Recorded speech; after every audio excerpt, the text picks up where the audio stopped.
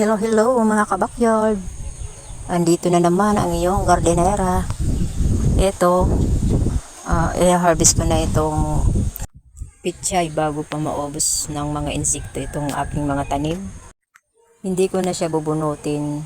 Sa ngayon naman ay gugupitin ko na lang. Baka sakaling tumubo pa tong mga matitirang mga talbos nito para magdire-diretso siya para sa sunod meron na naman akong aanihin. Sana pala marami akong tinanim na pichay para madami din akong aanihin. Ito kasi hiningi ko lang na ilang piraso. Kaya ayan, ilang harvest ko lang, 2 beses lang yata ako nito nag-harvest.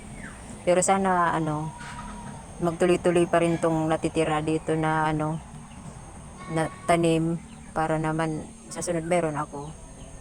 Nagpatubo akong pichay kahapon pero parang sana magtubo siya kasi noong una ay nagpatubo ako hindi tumubo pero sana tumubo na. Maganda talaga itong pichay itanim kasi madali siyang lumaki at madaling i-harvest. Mas maganda talaga kapag maraming itinatanim kasi kung hindi tayo makabili sa tindahan at least meron tayo dito.